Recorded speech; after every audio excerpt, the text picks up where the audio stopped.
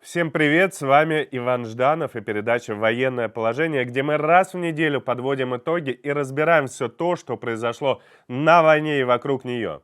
Давайте сегодня мы начнем с обсуждения военной обстановки и движения военных России и Украины. Затем мы поговорим о потерях как военных, так и гражданских. Посмотрим, что происходит в самой России, как санкции повлияли на жизнь граждан. А в конце выпуска я объясню, почему, несмотря на неудачи российских войск, об окончании войны думать рано. Но сначала небольшое видео, в котором мы собрали яркие, но тяжелые кадры этой недели.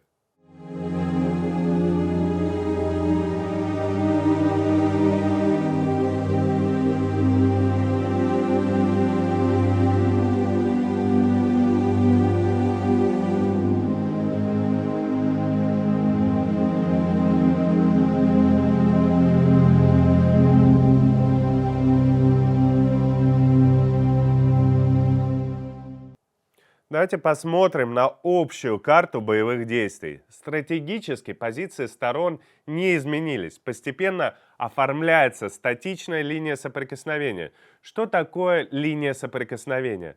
На понятном всем языке это называется линия фронта. Это общая карта. Давайте спустимся на уровень ниже и посмотрим, что происходило в отдельных районах. Всю неделю продолжались бои на западных окраинах Киева. Российские войска не оставляют идею окружить столицу Украины с двух сторон. Но по сообщению ВСУ к пятнице им удалось перейти в контрнаступление и отбросить противника. Буквально вчера появились спутниковые снимки, на которых видно, как российская армия окапывается, оборудуя долгосрочные позиции в районе аэропорта Гостомеля и на рубеже деревней Сдвижевка и Берестянка. Значит, поступила задача пока держать эти позиции. К концу недели российские войска полностью окружили Чернигов и в целом развили некоторую активность в северо-восточной части Украины, однако Конотоп все еще остается незанятым. В ближайшее время можно ждать атак на город Нежин. Теперь давайте посмотрим в район самых активных боевых действий этой недели и начнем с Мариуполя. После взятия Волновахи только здесь у российской армии получается каждый день продвигаться чуть-чуть вперед. От 2 до 10 километров в разные дни, если верить сообщениям пресс-службы. Наступающие войска постепенно занимают небольшие населенные пункты к западу от Волновахи, но Угледар до сих пор не взят, и в целом больших прорывов оборонительных рубежей нет. Мариуполь за эту неделю окончательно был взят в кольцо, и с четверга, 17 марта, идут городские бои. Вчера российские войска уже прорвались к заводу «Азовсталь». Это довольно близко к центру города. Предположу, что за ближайшую неделю Мариуполь может быть взят, хотя там идет героическое сопротивление. Возможно, в городе останется несколько локальных очагов сопротивления. Другой горячий участок фронта – район города Северодонецк. Здесь за прошедшую неделю российские войска смогли продавить оборону ВСУ и ворваться в Рубежное. Продолжаются бои за Лисичанск и сам Северодонецк. Россия отчиталась о полном захвате Рубежного. Украина сегодня утром заявила, что напротив, выбила противника из города. Это значит только одно – там идут бои прямо сейчас.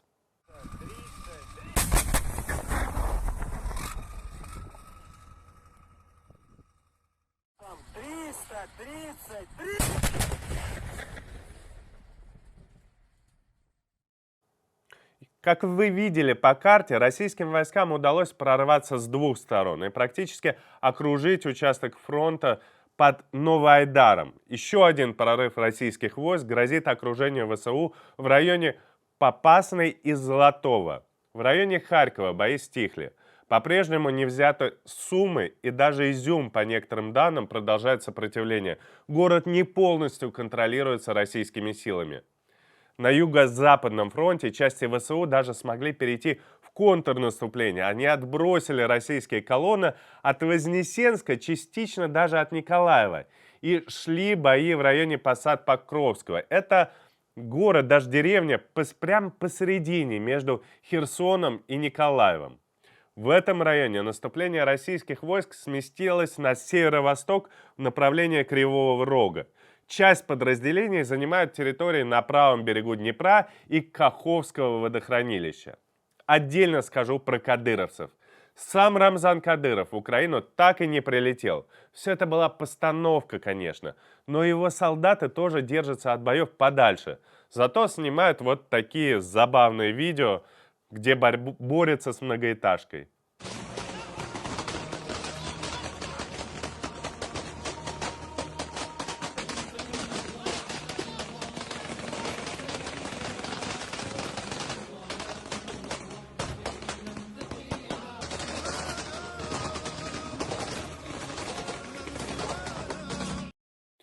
Воюет с пустой многоэтажкой. Видимо, обошлось без жертв со стороны кадыровцев, хотя, может, есть пострадавшие от отлетевшего камня или упавшей штукатурки. Подытожим. Российская армия хоть и стоит на месте, но постепенное движение на некоторых участках все-таки продолжается. Украинские войска под мощным давлением немного сдают позиции. В безнадежном положении оказались части полка Азов в Мариуполе.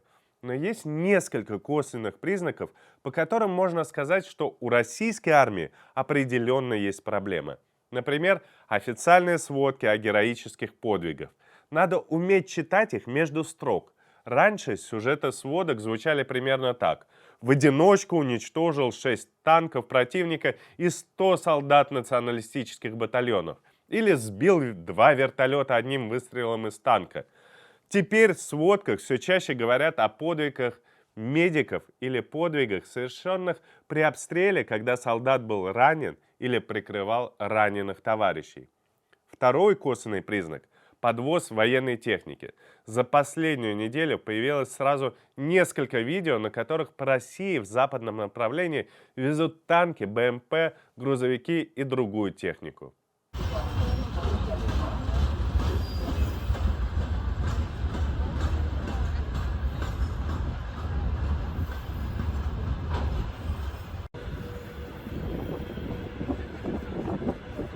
Ну и третий признак – переговоры с Китаем. Но о них мы отдельно поговорим в финальном блоке этого выпуска.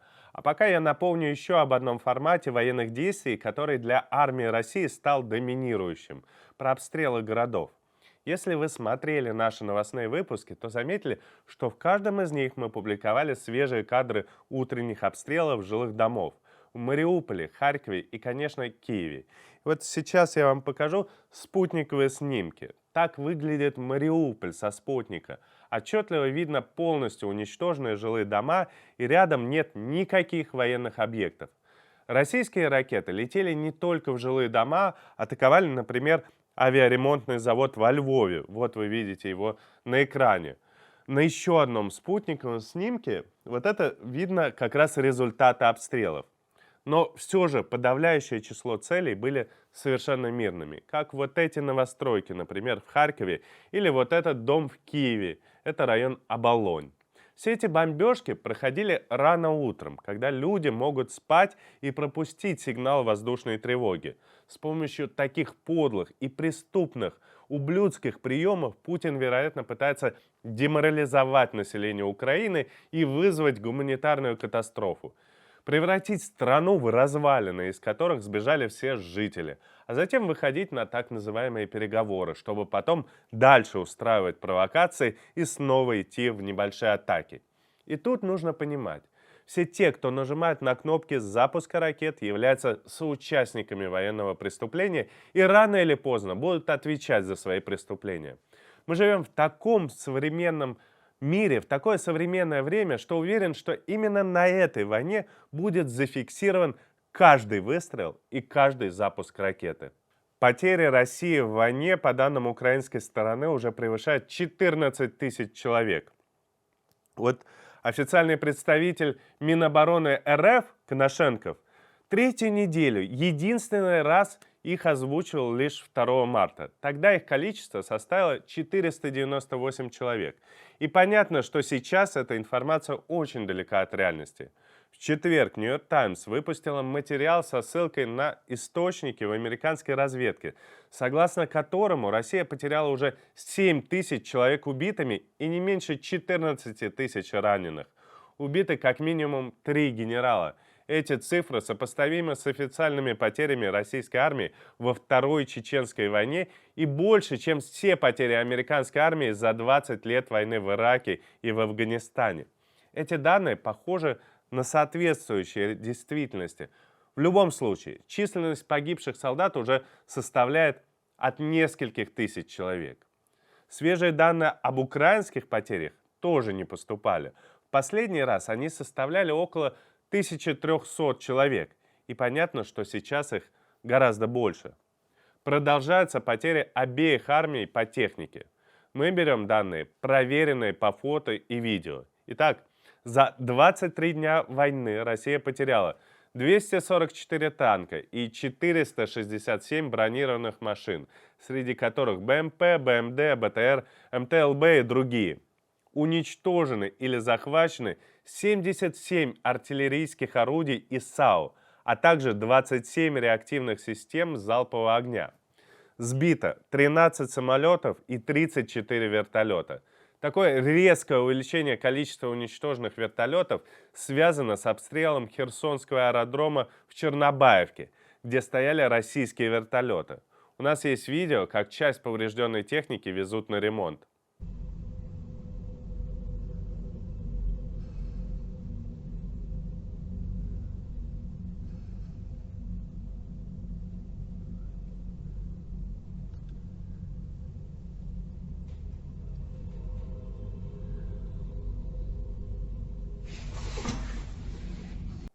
Кстати, ситуация в Чернобаевке отражает бардак, который царит в российской армии. По сообщениям украинской стороны, Россия выставляет там технику в 6-й раз и попадает снова и снова под обстрел. Потери сил Украины к 19 марта такие: 67 танков и 122 бронированные машины. По танкам разница в 4 раза по сравнению с российскими потерями. Уничтожено 26 артиллерийских установок и 3 системы «Ураган». Хотя Минобороны России чуть ли не каждый день отчитывается о сбитии байрактаров, на этой неделе появились только первые фото сбитого турецкого беспилотника. У Украины подтверждены потери 10 самолетов и 1 вертолета. Общие потери 1542 против 388, то есть соотношение 4 к 1. Но нужно помнить, что с украинской стороны погибают не только военнослужащие, но и мирные граждане. По данным ООН, в Украине погибли по меньшей мере 816 мирных жителей, 1333 человека ранены. И даже эта цифра кажется заниженной в 2-3 раза. Большинство мирных граждан были убиты в результате попадания снарядов с широким радиусом поражения, от обстрелов тяжелой артиллерии, ракетных и авиационных ударов. Бомбардировки и обстрелы украинских городов продолжались всю неделю. Это стало основной тактикой российских войск.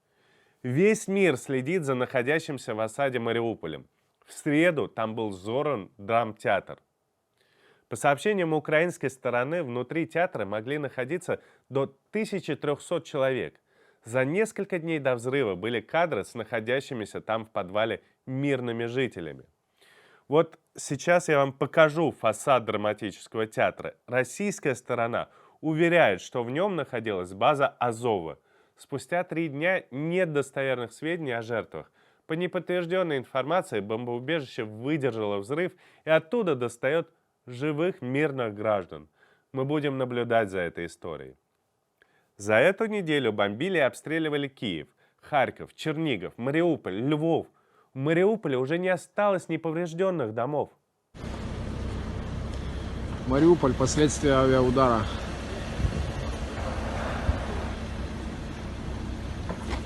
И таких мест в городе десятки. Нам надо ПВО, блин. Нам надо серьезное ПВО. Миллионы украинцев были вынуждены покинуть свои дома и спасаться. По данным Миграционного управления ООН, каждый четвертый украинец стал беженцем. 6,5 миллионов человек уехали в другие регионы. 3 миллиона 200 тысяч за границу. Это просто катастрофа какая-то. Однако далеко не все желающие могут покинуть свое жилище. Жители осажденных Чернигова, Сум, Мариуполя, Рубежного и Северодонецка каждый день ждут открытия гуманитарных коридоров. Где-то они работали на этой неделе почти каждый день, как в Сумах. Где-то, как в Чернигове и Мариуполе, выбраться удается далеко не всем желающим. Мариуполь живет в полном окружении, и туда по-прежнему не пускают гуманитарные конвои с едой, водой и лекарствами.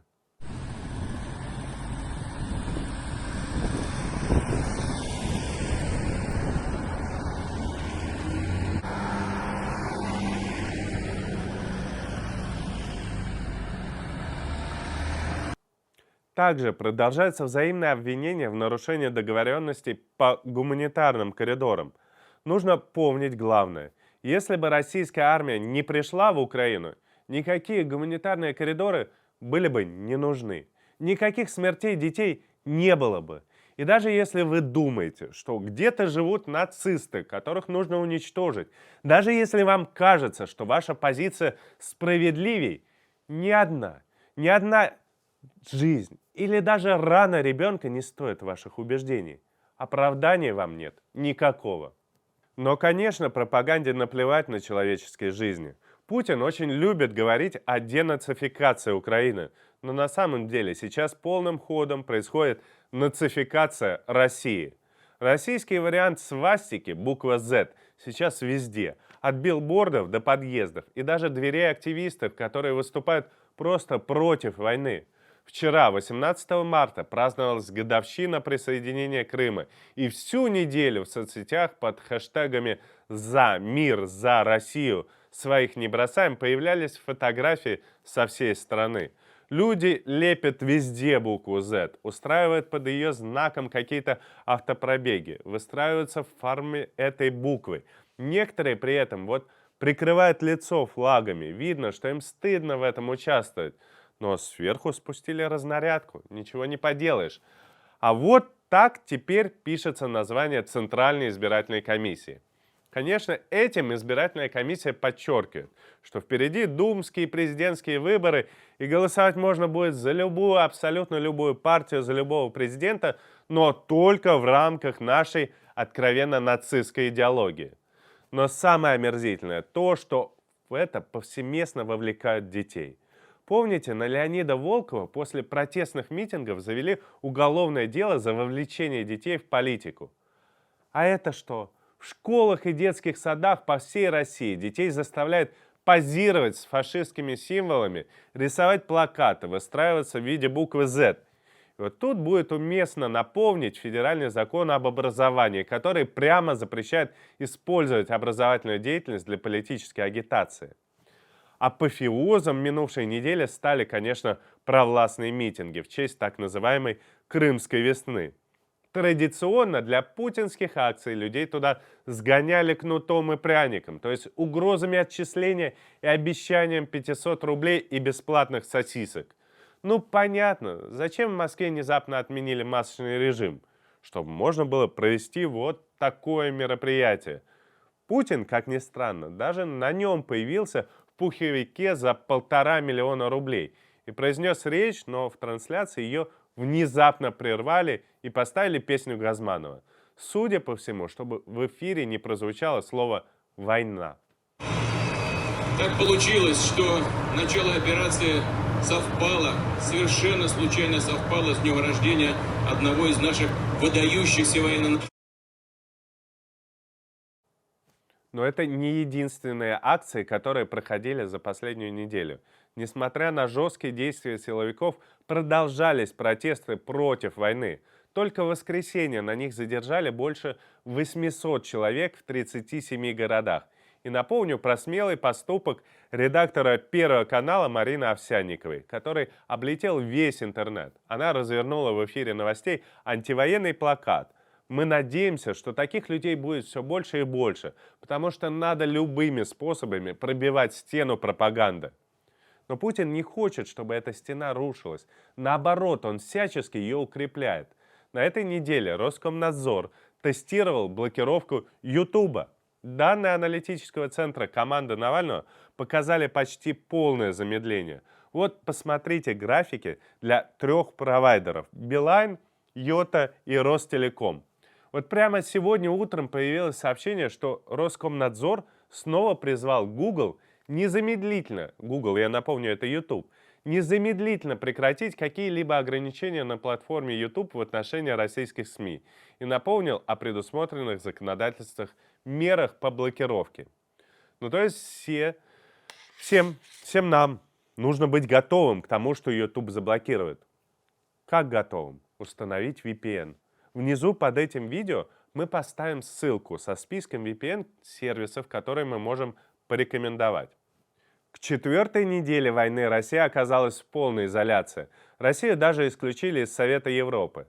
Точнее, Россия как бы сама вышла, но за день до собрания, на котором ее исключили бы.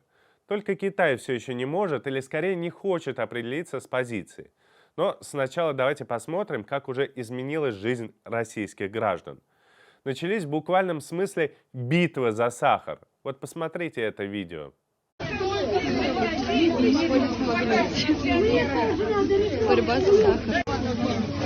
Я просила вас сохранить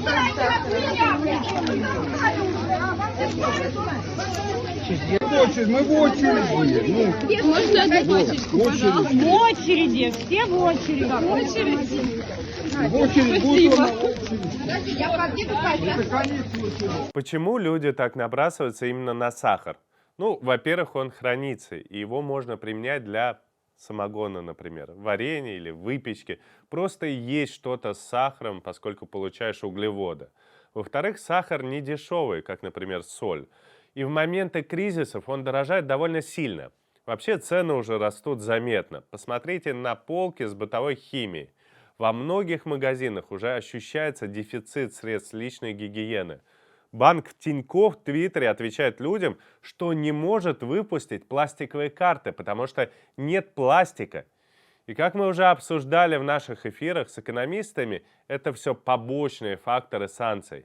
Вроде бы никто не запрещал пластик возить в Россию. Или, скажем, материалы для производства чековой ленты, с которой, кстати, тоже возникли проблемы. Но санкции и блокировки Visa и MasterCard нарушают отлаженные торговые цепочки, и проблемы возникают в самых неожиданных местах. Поэтому, к сожалению, скажу, что в ближайшие месяцы ситуация будет только ухудшаться. И с одной стороны, можно смеяться над бабульками, которые хватают сахар, а с другой, может, и не лишним будет закупиться основными товарами, пока есть возможность и не наступила гиперинфляция. Я обещал рассказать про Китай. С самого начала войны Китай не обозначил четкую позицию. Дипломаты КНР все время осторожно говорили, что они против эскалации ситуации в Украине. Уже на этой неделе американские СМИ, такие как CNN и New York Times, сообщили, что Россия запросила военную помощь у Китая, а конкретно беспилотники и сухпайки. С первым все понятно. Своих беспилотников у России почти нет. Но по поводу сухпайков это реально какая-то трагикомедия. Строили великую армию. Каждый год вливали миллиарды, показывали мультики про гиперзвуковые ракеты, а в итоге не хватает даже пайков. Вот, например, появился такой документ, где воронежские торговые сети просят выделить еду для Росгвардии. Там чай, кофе, печеньки.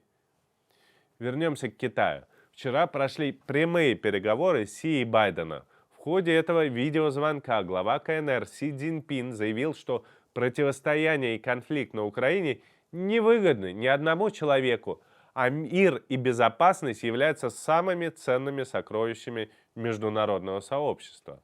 Кроме того, он сказал Байдену, что США и Китай должны брать на себя международную ответственность. Вот так получается. Путин хотел вернуться к биполярному миру и, похоже, вернулся. Вот только на втором полюсе Китай, а не Россия. Ситуация с военной помощью от Китая в итоге остается под вопросом.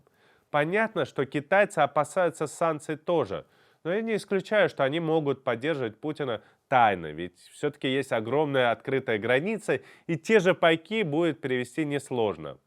Но, возможно, именно с переменой настроения Китая связана отмена полета Лаврова в Китай. Об этом написала немецкая газета Bild. Но Мария Захарова это опровергла, высмеивала западные фейки. Российские пропагандистские СМИ и даже китайский посол тоже посмеялись. Но есть одна проблема. Самолет Лаврова действительно летел. И действительно развернулся в небе над Новосибирском. Как вот это объяснить? Тем временем весь цивилизованный мир вполне открыто, а не тайно поддерживает Украину. Особенно в военном плане. Американцы отправляют новую партию оружия на $1 миллиард. Помимо винтовок, патронов, новых джавелинов и стингеров, Украине впервые передадут партию беспилотников «Камикадзе» Switchblade. Раньше США продавали их только в Великобритании. Такие беспилотники, по сути, это небольшие ракеты, которые легко переносятся одним солдатом и запускаются из небольшой мортиры. Они управляемые, их можно наводить как внешними источниками, скажем, с беспилотника, так и через собственную камеру. В целом, Switchblade довольно дешевое, но очень опасное оружие, которое не боится вражеской ПВО и может поражать технику и солдат противника в самый неожиданный момент. Они подходят и для партизанской войны благодаря своей компактности. Продолжаются дискуссии по закрытию украинского неба. НАТО боится напрямую вмешиваться в войну. Например, министр обороны, женщина Кристине Ламбрехт, это из Германии, заявила, что НАТО не будет вмешиваться в конфликт на Украине и создавать там бесполетную зону. Но в какие-то подвижки в борьбе за украинское небо есть. Удалось договориться со Словакией. Страна передаст свои комплексы ПВО С-300 Украине, а взамен получит американские системы Patriot. За последнюю неделю война окончательно сместилась с границы ЛНР и ДНР. Все брифинги Коношенкова посвящены боям на территории Донецкой области. Здесь снимаются все пропагандистские видео, и здесь мы видим сколько-нибудь заметное продвижение российских войск, а также упорные бои. Судя по всему, план военной операции довольно радикально изменился. Больше не стоит задача сходу занять всю Украину или как минимум разделить войска ВСУ. Пока для этого нет возможности, о чем постоянно говорят разные аналитики. Например, вчера на проблемы логистики российской армии указал министр обороны США Ллойд Остин. В ближайшее время самое важное для российской армии – захват территории украинских Донецкой и Луганской областей. На значительные атакующие прорывы, охваты больших групп войск сил недостаточно, поэтому путинские войска пытаются выдавливать группировку ВСУ по частям, в том числе применяя массированные обстрелы и бомбардировки позиций, как было с Волновахой, например. Я каждый раз думаю, чем же все это может закончиться? Какой вообще выход из этой ситуации может быть у путинской России? И никакого нормального для них выхода я не вижу.